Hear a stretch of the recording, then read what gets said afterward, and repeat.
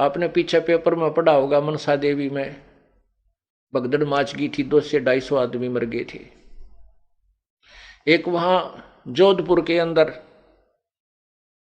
नवरात्रों में वैष्णो देवी की पूजा चल रही थी, वहां 200 से 250 आदमी मर गए, आपस में भगदड़ माच के गए थे वो नवरात्रों की पूजा करने, और पूरा ही कल्याण कर दिया उसका उस नवरात्रों की पूजा ने। तो कहने का भाव यह है कि जब टुकड़े टुकड़े कर दिए विष्णु उस सुदर्शन चक्र ने, तब उस विष्णु भगवान शंकर की आंखें यानी मोह टूटा कि ये तो शरीर छूट चुका है।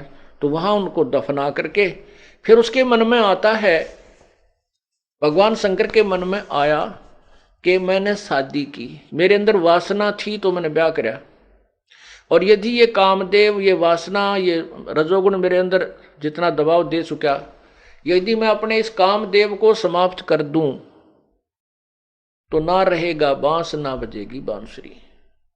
अपने विकार इस कामदेव को समाप्त करने के लिए, वासना को नष्ट करने के लिए 88,000 वर्ष तक तप किया,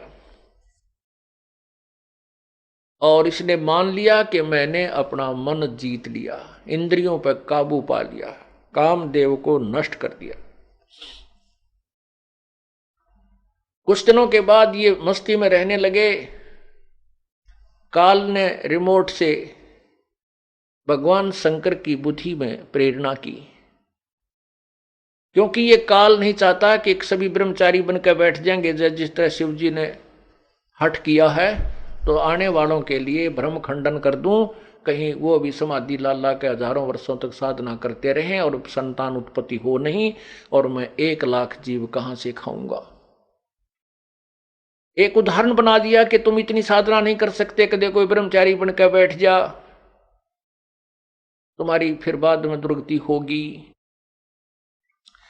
ये केवल परमात्मा कबीर साहब की शरण में आने के बाद फिर ये दाव नहीं लगता काल का, चाहे शादी कराओ या ना कराओ। परमात्मा का ज्ञान, उसकी भक्ति, उनकी प्रेजेंस, उसकी सर्कमस्टांस परमात्मा ऐसे बना देता है कि वो काल के जाल में नहीं फंसेगा।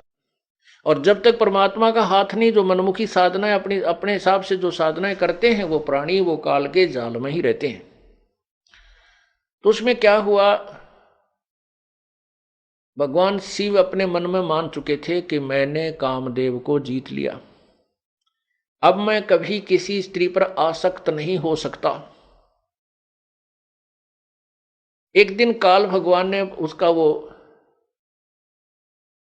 रिमोट दबाया, मन में सोच उठी कि सुना है जब सागर मंथन हुआ था, भगवान विष्णु जी ने एक सुंदर स्त्री का रूप बना करके राक्षसों को मोहित किया था, नाच डांस करके, और उनसे अमृत का कलश घड़ा छीन लिया था और मदिरा का उनको दे दिया था, जिससे राक्षस लोग मदिरा पी करके मदहोश हो गए थे, देवता अमृत पी करके आनंदित हुए थे।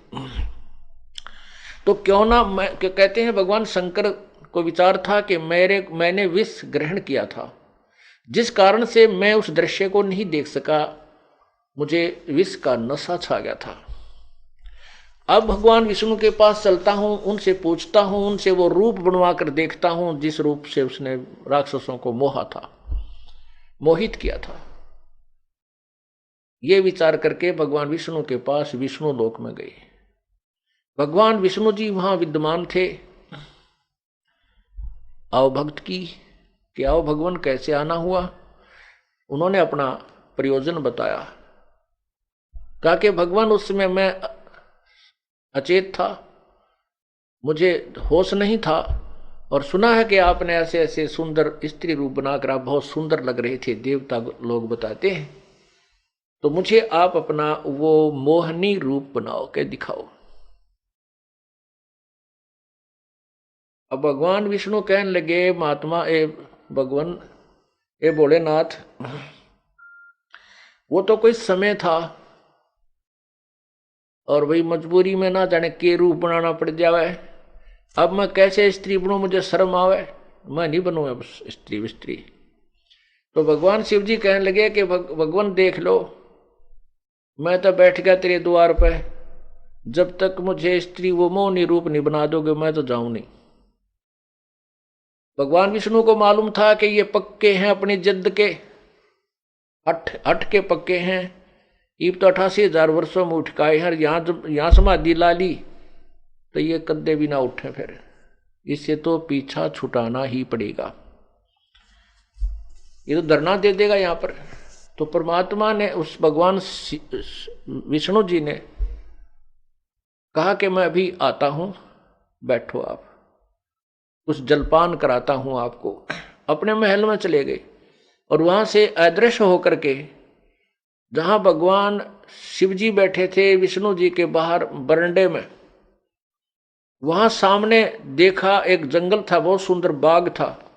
उस बाग में भगवान विष्णु ने एक सुंदर स्त्री का रूप बनाया और सुंदर गाना गाना प्रारंभ किया, मीठा सुरीला गाना गाना प्रारंभ किया। और अर्धनगर शरीर ऐसे वस्त्र पहन रखे थे। अब भगवान शिव ने इधर उधर देखा, कोई नहीं देख रहा था, तो तुरंत उस लड़की की तरफ और बाग की तरफ चल पड़े, दौड़ लिए। वो लड़की भी आगे को चलती रही। भगवान शिव जी भी कदम उठाकर तेजी से चलने लगे। तो लड़की काफी आगे चली गई, उसने जाकर के उनका हाथ पकड़ लिया। भगवान शिव ने पूर्ण रूप से प्रेरित थे वासना से, और भी कुछ ऐसी गति उनकी होगी थी जो यहां वर्णन नहीं की जा सकती। तब उसी समय भगवान विष्णु अपने स्वरूप में आ गए और हंस रहे थे कि भोलेनाथ, जैसे तू मूर्ख बना दिया ऐसे मैंने वो देव राक्षस मूर्ख बनाए थे। हंसने लग गया, नीची गर्दन कर ली और कहने लगे तेरी लीला तू ही जाने।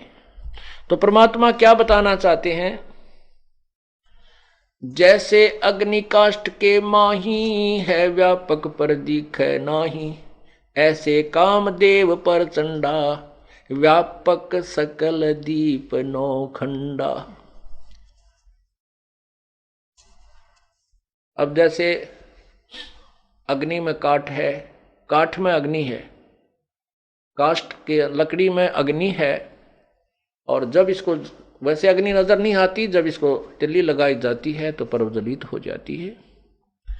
इसी प्रकार परमात्मा कहते हैं ये वासना जो रजोगुण है ऐसे प्रत्येक प्राणी में विद्यमान है, प्रत्येक स्थान पर, और जब ये संयोग होता है तो उतना ही प्रबल होता है। कहते हैं विकार मरे मत जानना, जज्जो भूबल में आग। ये तो कबीर परमात्मा की कृपा से, इनकी भक्ति से, साधना से ये कंडम हो जाते हैं और फिर सतलोक की धुन बन जाती है। उस ज्ञान से हमें क्या होता है कि इंद्र दा राज कागदा बेष्टा ना भोगा इंद्राणी नु, सुख दे पास हुरंबा आई, जका ध्यान लगा निर्वाणी नु।